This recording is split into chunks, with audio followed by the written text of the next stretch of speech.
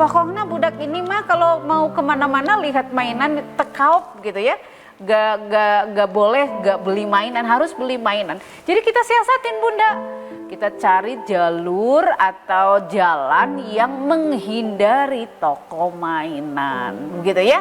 Pak pinter-pinter tuh, kalau kita misalnya sedang komitmen dengan anak kita bahwa nak boleh makan es krim misal ya seminggu sekali. Kemarin saja udah makan es krim. Nah kalau di mall gitu ya banyak banget varian es krim yang sangat menarik. Ya ayah bundanya dong yang harus lebih aware ya, yang harus bisa memberikan apa yang menghindari pemicu-pemicu yang membuat anak-anak kita bisa tantrum di area publik. Ya. Lagi nonton? Sekalian yuk support dakwah ini dengan infak. Sedikit dari kita, besar manfaatnya.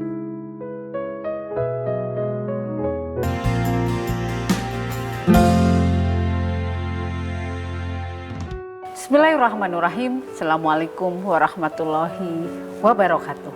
Subhanallah, subhanallah, alhamdulillah, wa la ilaha illallah, Allahu akbar. Allahumma sholli ala sayyidina Muhammad wa ala ali sayyidina Muhammad. Masih di program Smart Mom bersama saya Wiwi Woro. Bagaimana kabarnya ayah dan mama hebat? Insya Allah semuanya dalam keadaan sehat lahir batin ya. Dan insya Allah kita akan sama-sama sharing sesuatu yang sangat dekat dengan kehidupan kita. Wabil khusus untuk ayah dan mama hebat, orang tua baru yang masih punya balita ya. Aduh Bu Wiwi, saya udah dipanggil nenek kakek, masih boleh nggak nyimak acara ini? Tentu boleh. Wabil khusus misalnya kakek dan nenek yang diberikan ladang amal ya, suka berinteraksi dengan cucu-cucu tercinta. Ya, tema kita hari ini adalah anak tantrum di depan umum ya. Bagaimana kira-kira ayah dan mama hebat mengatasinya? Jadi Masya Allah, kalau berbicara anak balita atau pengasuhan anak di bawah 5 tahun, dinamikanya luar biasa, perlu ekstra support system yang sangat baik ya dari kita orang tua, ayah dan mama hebat yang memang kita diminta atau memang dalam tahapan seperti ini perhatian anak kita ya, kita diminta untuk lebih memperhatikan tumbuh kembang anak kita seperti itu. Jadi kalau berbicara tantrum ayah dan mama hebat ya, jangan merasa iya Bu anak saya sering banget tantrum nih Bu Wiwi gitu ya. Sebenarnya ini wajar nggak sih Bu Wiwi gitu ya. Kalau ahli psikolog menyampaikan bahwa tantrum itu sesuatu yang jamak, artinya sesuatu yang normal terjadi di tahapan tumbuh kembang anak-anak wabil khusus ya. Wabil khusus adalah anak-anak balita yaitu bawah 5 tahun gitu. Jadi kebayang gitu ya, nggak ada hujan, nggak ada angin, tiba-tiba anak kita di depan umum, segitu banyak rasanya ratusan mata memandang Bu Wiwi gitu ya. Kita sedang bonding misalnya di bawah jalan-jalan ke mall atau bahkan di depan sedang sedang makan bersama keluarga begitu. Tiba-tiba anak kita nangis, histeris, apalagi biasanya kalau tantrum ya, guling-guling gitu. Ada yang ngamuk-ngamuk juga sampai mungkin memukul begitu ya. Yang indikator yang bisa kita lihat kalau kita berbicara tentang atau menggambarkan tentang anak kita yang sedang tantrum gitu ya. Nangisnya semakin kenceng, mukul-mukul begitu ya, histeris gitu ya. Malah kadang sampai ke ada potensi menyiksa diri. Misalnya begitu ya, membenturkan kepalanya ke tembok gitu atau guling-guling gitu ya. Kebayangkan ya ayah dan mama hebat begitu. Nah tantrum itu menurut beberapa ahli psikolog adalah fase ketika anak kita meregulasi emosinya. Jadi kalau anak balita tentu berbeda dengan anak yang sudah masuk kelas kecil bahkan misalnya ya. SD kelas 1 sampai kelas 3 cenderung bisa mengungkapkan apa yang diinginkan.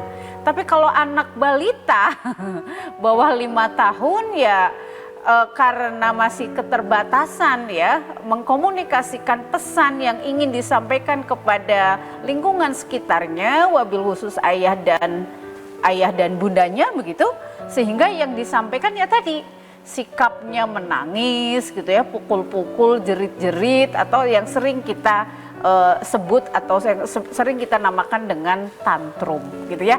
Sehingga tenang saja ayah dan mama hebat, ini wajar enggak? Wajar begitu ya. Tadi ahli psikolog menyampaikan ini sesuatu yang wajar, namun harus kita tentu pelajari betul ya. Ilmu tantrum ini teh sebenarnya kenapa gitu bisa meledak suatu saat begitu ya, atau bagaimana sih cara mengantisipasi agar wabil khusus ya di depan halayak atau di area publik anak-anak kita tidak tantrum yang kadang-kadang membuat kita rada-rada panik ya. Panik, galau, kesel, apalagi si ayah dan mama hebat ya. Duh, inginnya di gimana sih? Aduh, rasanya gemes banget.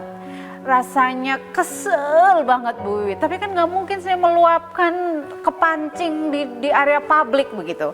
Sehingga bagaimana nih kita menjaga emosi sebagai ayah dan mama hebat ketika agar anak kita tidak tantrum, anak balita kita ya tidak tantrum di depan atau di area publik. Yang pertama adalah proaktif dan perkirakan.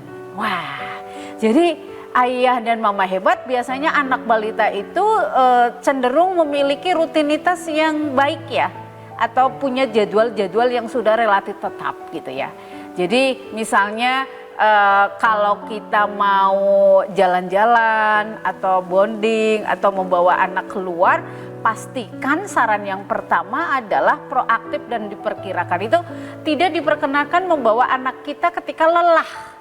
Lelah pinginnya apa? Istirahat. Pinginnya apa? Bobo. Oh iya benar Bu Wi, memang jam 11 itu jadwalnya bobo siang. Atau bahkan sebelum bobo anak kita makan dulu gitu ya.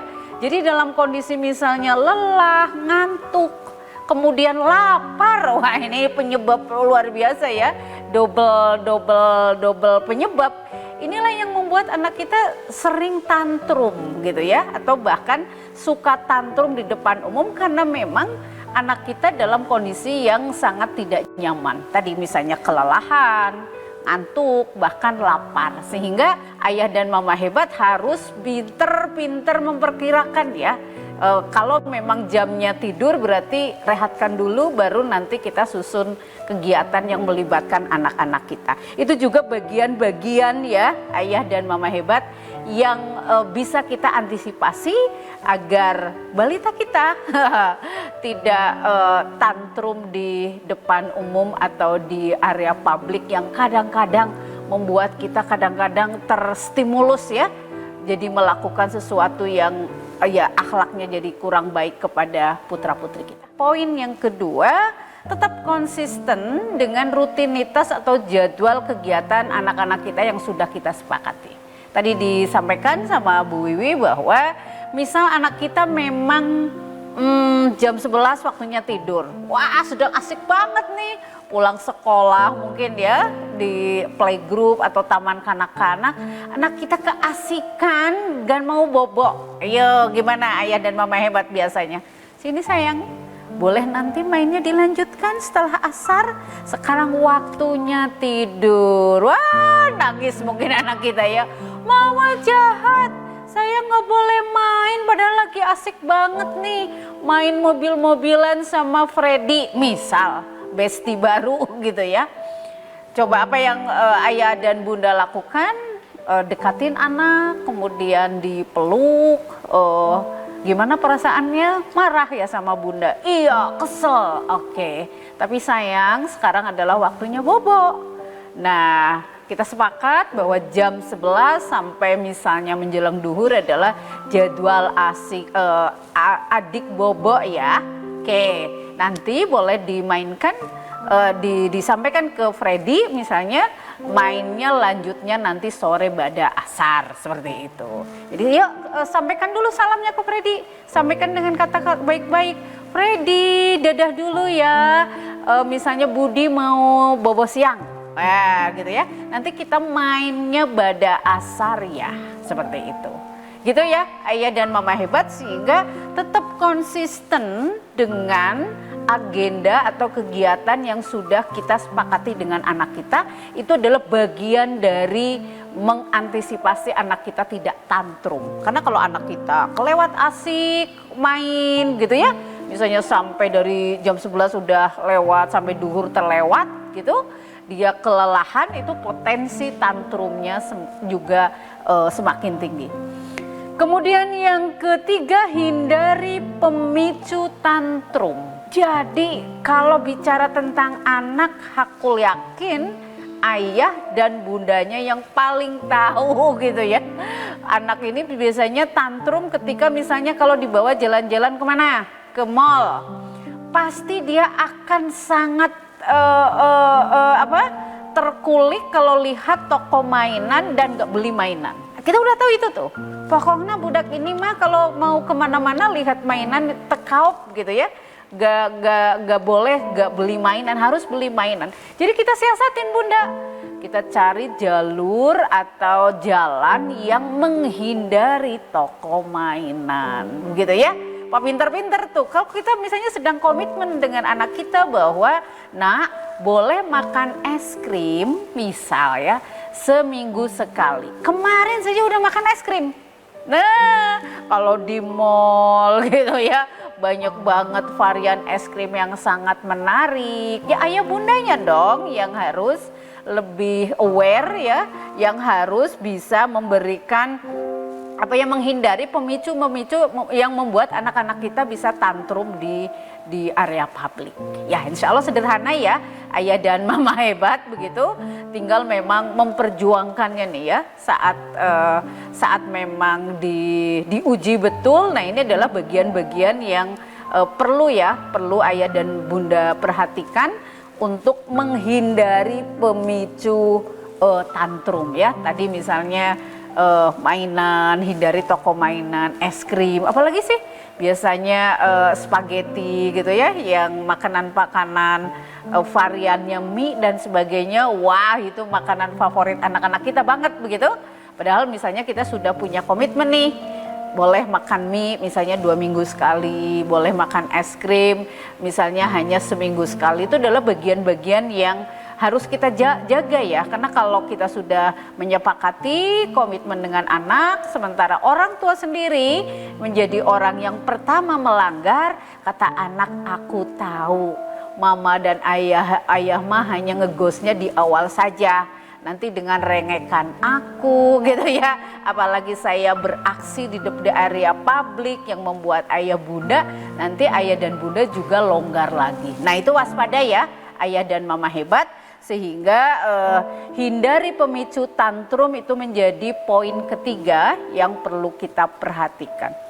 Kemudian biarkan anak punya rasa kontrol. Ini poin keempat ya ayah dan bunda. Boleh nggak sih Bu Wi kita melarang-larang? Waduh kalau ini jangan, yang itu jangan, bawa mainan ya mah jangan. Apalagi Ma aku boleh gak sih main hujan-hujanan? Jangan gitu ya. Semua jangan, si anak nanti bingung ayah dan mama hebat ya. Ini semua gak boleh, sebenarnya apa yang boleh saya lakukan begitu. Sehingga dalam bab ini biarkan anak punya rasa kontrol. Tugas kita sebagai lingkungan terdekat anak atau ayah dan bunda sebagai fasilitator ya pendidikan itu sebaiknya memberikan pilihan. Dek, untuk snack hari ini, hari Rabu misalnya, mau apa nih? Mau bawa apel atau mau bawa jeruk? Selalu begitu, diberikan pilihan. Gak mau pisang atau gak mau apel, susah gitu ya, makannya susah bunda, mau jeruk saja. Oke, nanti dibekelin buat makan siangnya apa? Mau burger gitu ya, atau mau misalnya roti bakar, diberikan pilihan-pilihan begitu. Jadi anak itu punya pilihan untuk ya menentukan begitu. Untuk memutuskan itu ada pilihan ya. Jadi jangan ini jangan itu jangan, kata anak. Semuanya yang saya lakukan gak boleh sama mama papa. Nanti akan tumbuh menjadi anak-anak yang sangat apatis ya. tidak punya rasa percaya diri gitu, selalu tergantung, sangat tidak mandiri begitu. Sehingga dari kecil Ayah dan Mama Hebat, dari putra-putri kita balita, bantu putra-putri kita. Dan ini bagian tips keempat untuk menghindari tantrum adalah biarkan anak punya rasa kontrol dengan cara diberikan beberapa pilihan. Apa yang sebaiknya tidak dilakukan oleh Ayah dan Mama Hebat kalau qadarullohnya diuji balita kita tantrum di area publik ya. Yang pertama, hindari mencari kesalahan orang lain. Nih Ayah dan Mama Hebat, penting banget ya. Anak kita sedang menguji kesabaran, tantrum di area publik. Jangan sampai ayah bunda saling menyalahkan satu sama lain, bahkan kita menyalahkan anak kita. Wah, ini teorinya gampang ya Bu Iwi, tapi perjuangannya luar biasa ya. Kan kita sepakat tadi Pak, anak kita itu kalau lihat toko mainan gak beli pasti dia akan merengek dan segala macam. Kenapa tuh lewat jalan itu kan sudah lewatnya juga kan. Jadi apa yang dilakukan ya istighfarlah gitu ya, karena kita sedang diuji oleh anak yang sedang tantrum. Jadi Ayah dan Mama Hebat, yuk kita jaga lisannya. Insya Allah kalau lisannya terjaga, sikap yang lain akan terjaga, tidak dengan saling menyalahkan. Ya Allah, bismillah gitu ya. Kalau anak kita merengek-rengek segala macam, mungkin bisa dipeluk sama Ayah dan Mama Hebat begitu ya. Ya Allah, asa tadi tidur sudah, makan sudah, ini baterai tantrumnya teh dari mana gitu ya. Padahal saya sudah praktekkan tuh ilmu yang dari Bu Wiwi, kenapa masih tantrum gitu ya. Jadi itu bagian-bagian yang jangan memperkeruh suasana. Jadi kalau kita sedang dalam kondisi yang tidak nyaman dengan ujian anak kita tantrum, kita jangan menambah lagi masalah dengan saling menyalahkan. Ih, gemes banget misalnya ya. Jadi dicubit, aduh jadi semakin kencang nangisnya gitu ya. Selamat berjuang nih Ayah dan Mama Hebat, karena memang setiap orang tua pasti mengalami etapa begini ya. Pasti teruji ketika anak-anak balitanya itu tantrum gitu ya. Kadang-kadang memang tanpa sebab ya. Yaitu bagian dari pengendalian diri, tidak saling menyalahkan. Itu adalah sikap terbaik yang harus dilakukan Ayah dan Mama Hebat ketika diuji balitanya tantrum di area publik.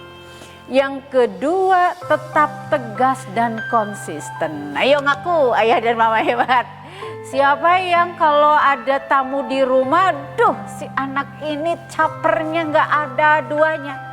Mama, Umi atau apalah ya, mau pinjam handphone.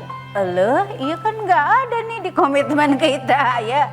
Nggak ada kesepakatan jam sebegini misalnya pinjam handphone. Kita udah sepakat misalnya setiap hari Minggu jam pada asar misalnya 4:30 sampai 4:30 adalah waktu anak-anak pegang handphone, dan kita bantu ya konten-konten yang boleh ditonton. Kenapa? Ketika ada tamu, ada keluarganya gitu ya, dia tahu peluang itu. Nah, hati-hati Ayah dan Mama Hebat, tidak boleh tercuri, tidak boleh terprovokasi gitu ya, terstimulus dengan ketantruman anak kita yang membuat kita jadi tidak konsisten terhadap kesepakatan yang sudah dibuat.